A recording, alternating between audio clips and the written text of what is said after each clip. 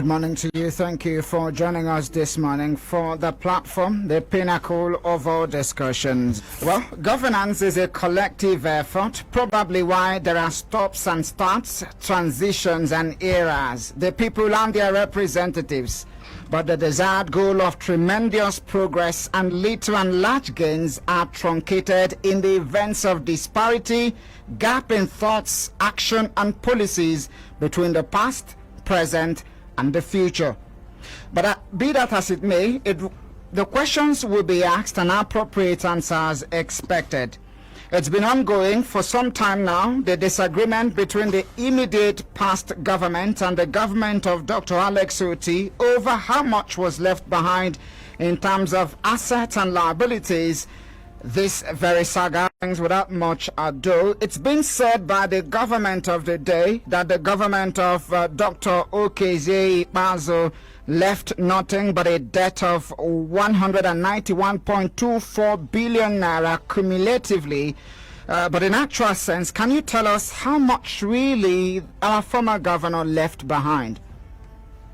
Okay, the truth of the matter is, first of all, it will be very, very difficult to delve into those figures that were reeled out by officials of Alex Otti's government.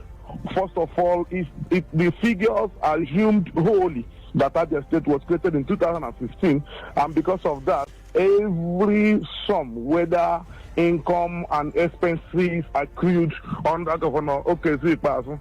So my position was actually in reaction to the mendacious statement that Ikpeazu'S left empty treasury. If you observe carefully, yesterday at the press conference, they said they were able to use EFCC to block 13 billion naira from somewhere. Remember that before now, they never agreed that a particular money, they said it was empty. So if you block 3 billion, that means, number one, the truth is coming out gradually. If you lie first, it does not actually mean that you continue to tell the truth. So first hold your first lie, and then every other thing you said is actually a lie.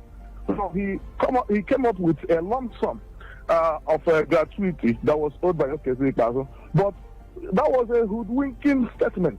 Number one is that the last time gratuity was paid in Aide State was in 2002.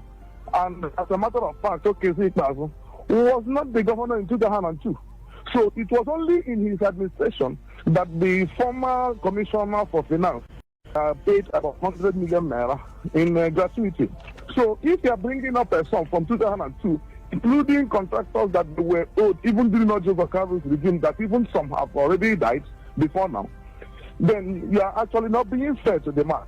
We want you to look at the percentage growth of Aide State in the revenues from 2015 to June 2023. That is how to draw analysis. And let me also say that I listened to some of the programs where some people were alleging that, come on, if money was there, why didn't he pay?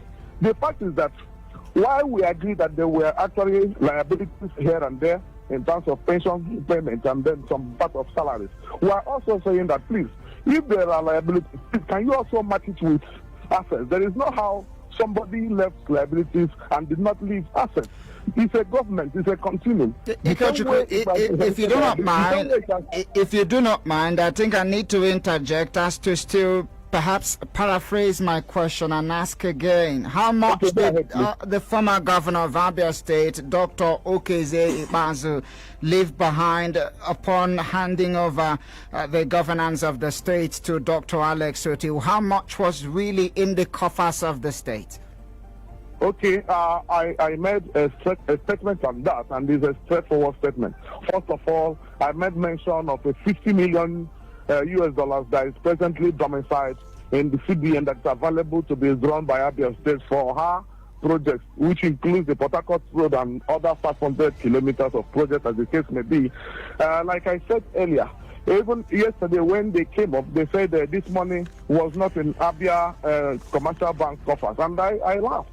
The reason is because, after the other, the reason is because World Bank is model, there's a strategy they use now, which is called envelope strategy. What they do is they don't pay money directly to commercial banks, what they do is that they domicile some of this amount in the CBN. So once you start a project, you can draw it from CBN and pay a percentage rate of completion.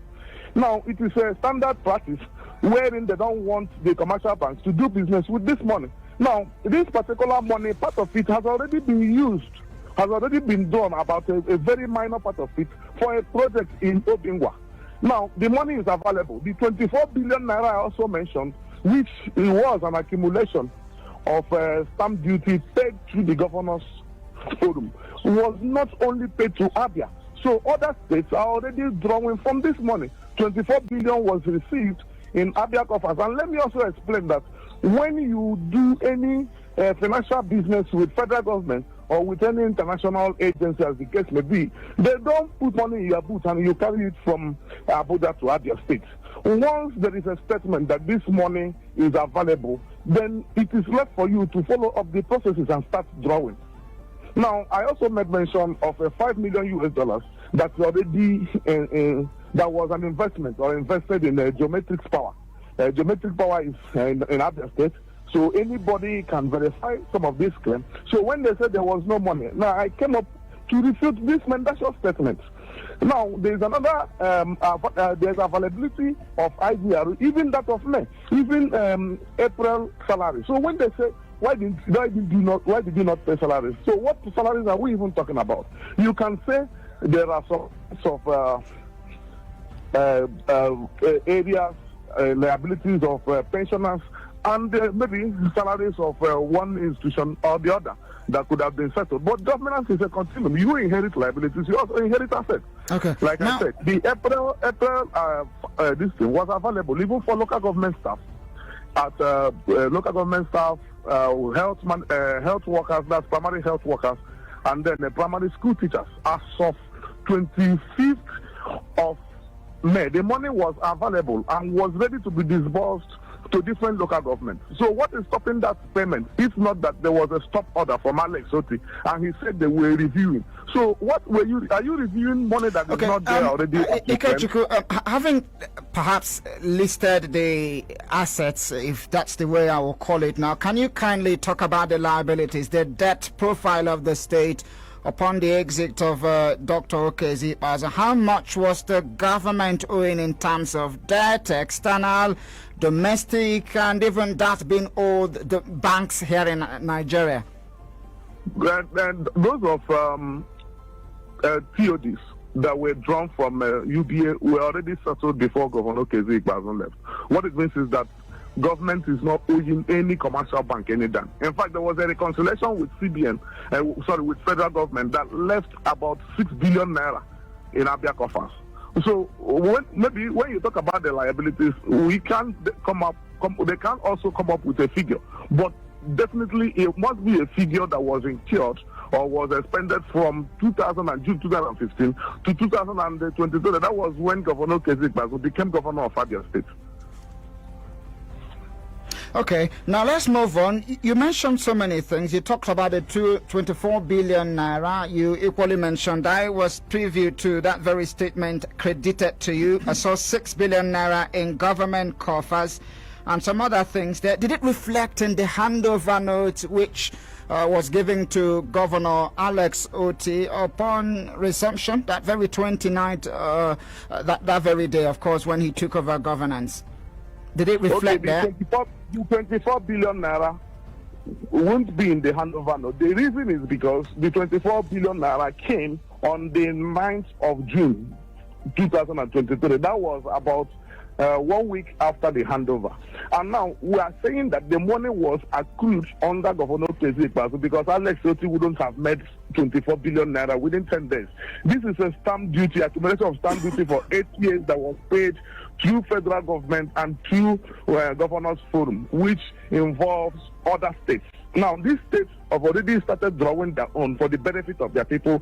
And also remember that I think if you ask me, there's a plan to comfortably divert attention of these workers, because if you can recall, on that 10th of on that 29th of May, during the inauguration speech of Mr. Governor, he said that within the week that workers will get their salary. Now, was he not aware of the financial status of the state? Now, if you ask me, why make such promise and at the same time you are trying to, back out, and then nobody is even given any information? If we did not raise any alarm, wherein even party officers came and said that we met empty treasury, perhaps we wouldn't be going back and forth. I want to get your reaction to something before I let you go. You talked about $200 million loan from, I'm thinking, from the African Development Bank, secured under the tutelage of Dr.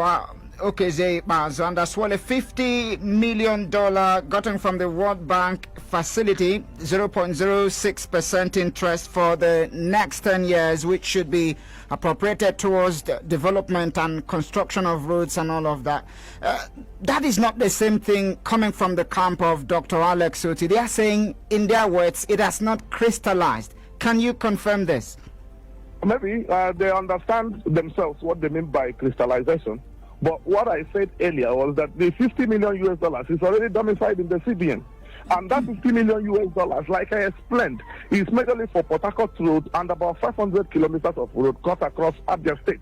Now, the money, like I made mention earlier, is a World Bank facility of 0.06% with a repayment period of 10 years moratorium. Now, what it means is that if the government wants to start drawing, they will start drawing immediately. And this money was made available to about 9 states, which were part of the national borrowing plan of the federal government. Now, the $200 million you talked about is also a loan that was syndicated by the federal government, which was included by the federal government as one of our national borrowing plans. The two chambers of the National Assembly states were also involved. Remember that there was a time Dr. Alex was accused to have written to National Assembly to stop this loan. What actually happened was that the loan was not stopped, but was a bit deferred. And now he's actually ready to, take advantage of this loan. Within this period, Dr. Alex Otti met with Senator Sheikh Hussain in London and did everything humanly possible, even while other states were drawing this facility for development of their state. 350 kilometers of road from Kano to Kaduna was also a major part of this loan, because even Kano and Kaduna, they also explored they also utilize this fund. Now, what I'm saying is, the money is available because he fought against it and is available for him to start drawing. This was an effort that took over 7 years for Governor Ikpeazu'S to make sure that we gained access to this money that was used. Enugu State even accessed their own money, and that was the money that they used in bringing water into Enugu State. So, if they are saying that there is no money in their commercial banks, I don't understand. Perhaps they don't understand also the method that could be used to draw some of this money that's already domiciled in CBN.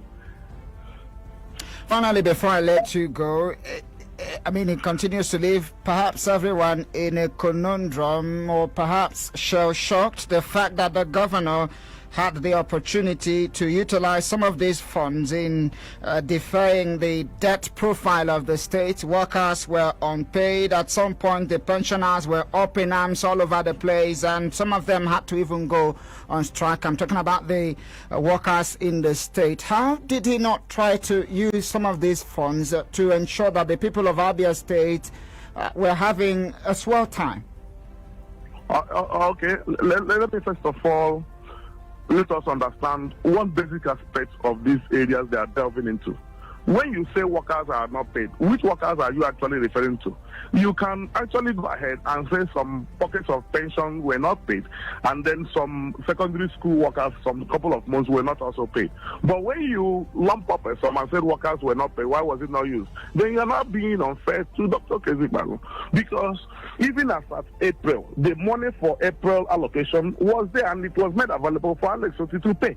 What it means is that MDAs that constitute over 75% of the workforce, with about 1.5 billion bill, was already up to date. The same thing with local government. As at 25th of May 2023, before the handover on the 29th, the money for local government April salary was already there. I was the deputy chairman of Ohafia local government, and I was part of the process to bring the money to pay those workers. Ohafia received 122 million naira as of 25th and 26th. Now, why it was not paid on the 26th, it was supposed to be paid on the 30th because on 29th was a public holiday, which was inauguration day. Now, on the 30th, Governor Lesotho put a stop order. Can he also refute this claim that the money is already there? So why is he not paying workers? The first attempt they made was that this money was, they were trying to review. What are you reviewing after 3 weeks, after 4 weeks, and then nobody has received the salary? And now you're telling them that you wanted the April to be a backlog, whereas the money is there. Let them come out openly and say that local government money is not in the local government account to be used for primary school teachers, local government workers, and health care, primary health workers. The money is there. Even the idea of May is already available also. Okay. Let me sincerely appreciate you. Ikpeazu'S Iroha, who is the media advisor to the former governor of the state, Dr. Ikpeazu'S. Thank you very much for letting us see things from the perspective of the former governor of the state.